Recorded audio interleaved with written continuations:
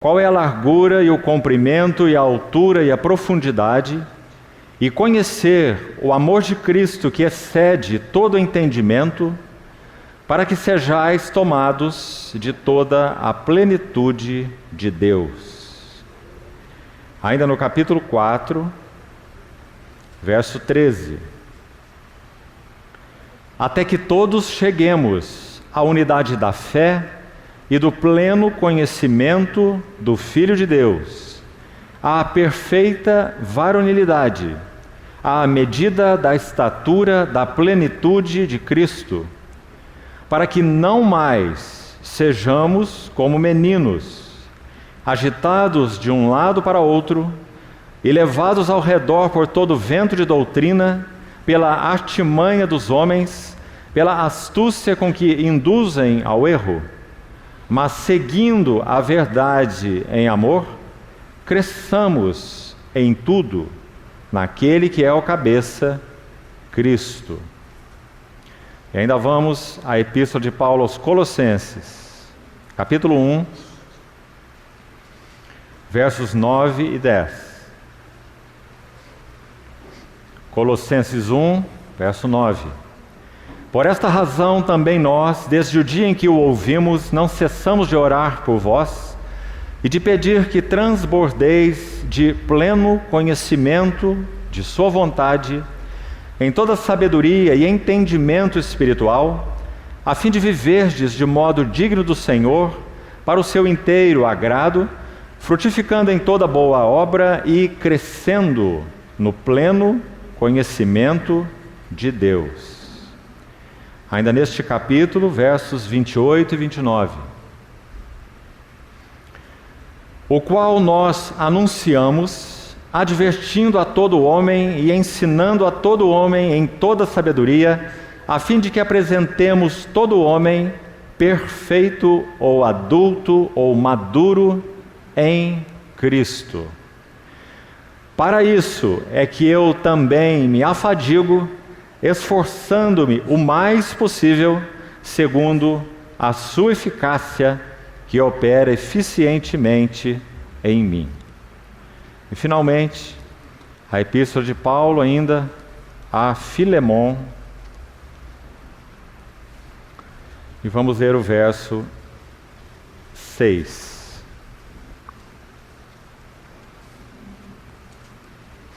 Filemon, versículo 6.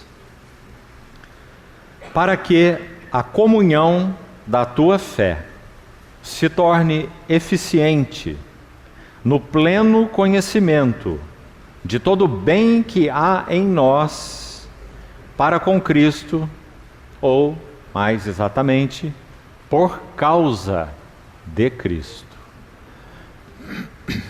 Queridos irmãos,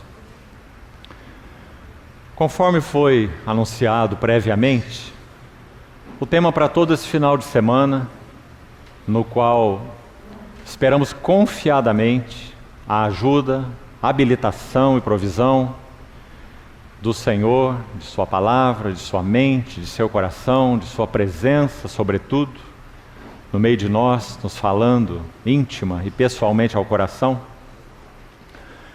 é então esse tema, maturidade espiritual.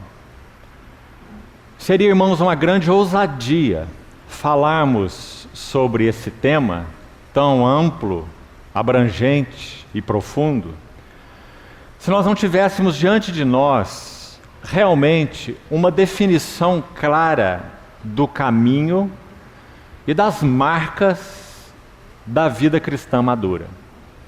Por isso, conforme já foi então anunciado no convite com respeito a esse encontro, nosso tema tem um subtítulo, ou um subtema. Maturidade espiritual é o tema, e o subtema é o caminho e as marcas do progresso da vida cristã. Então queremos nos deter neste assunto, caminho e marcas de progresso da vida cristã. Graças ao Senhor, nós precisaremos de tudo, menos de sermos subjetivos nesse tão maravilhoso tema. Porque, como já disse, reiterando, a palavra de Deus traça com muita segurança o caminho, as evidências e marcas do progresso da vida cristã. Então confiamos que o Senhor nos assistirá pela sua fidelidade e usará de misericórdia para conosco, para que possamos avançar nesse tema tão caro ao coração de Deus. Porque, lendo esses breves textos que lemos das epístolas de Paulo, fica tão evidente uma ânsia no coração do apóstolo Paulo, uma ânsia por maturidade espiritual. Gastamos um tempo inicial com uma série de textos, para que fique muito claro para nós, nos textos citados, e outros foram deixados de lado propositalmente, porque a lista é bem mais longa. Onde Paulo mostra o seu profundo anelo, sua profunda ânsia, e não há uma outra palavra para expressar isso, por maturidade espiritual da igreja.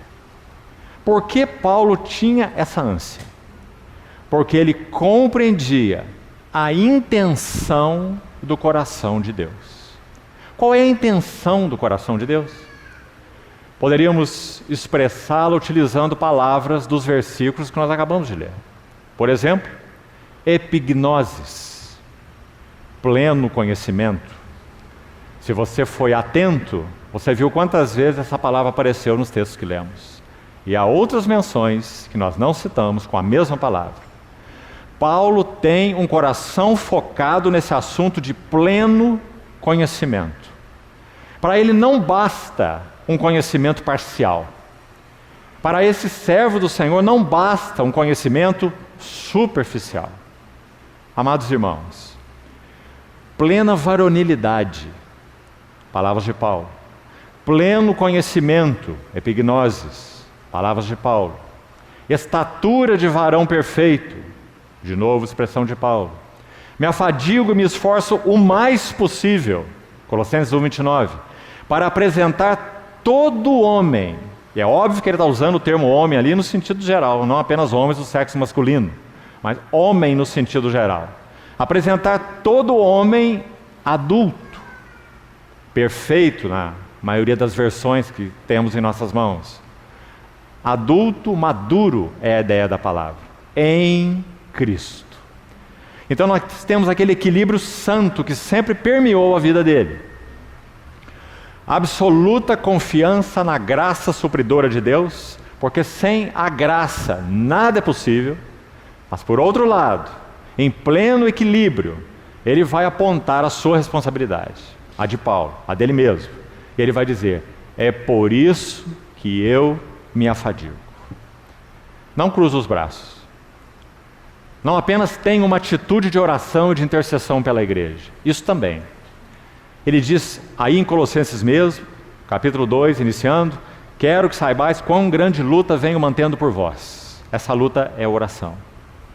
Pelos laodicenses e por quantos não me viram face a face. Sem dúvida, Paulo era um guerreiro de oração. Mas além disso, Paulo era um trabalhador, um obreiro com a palavra do Senhor. Então ele diz, sim, eu me esforço. Eu me afadigo, é a palavra dele, esforçando-me o mais possível.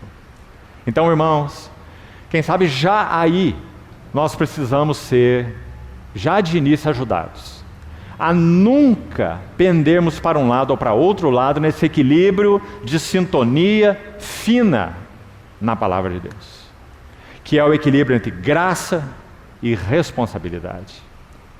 Quantas vezes temos falado isso entre nós? Seja nos encontros que temos tido em diversas assembleias, seja em encontros maiores mesmos, como este. Esse equilíbrio de sintonia fina.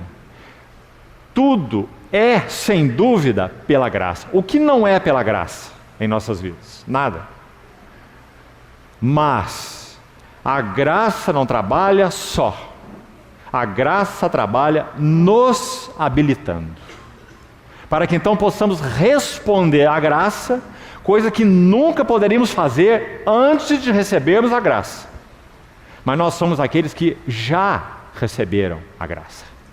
Porque da sua plenitude temos recebido graça sobre graça.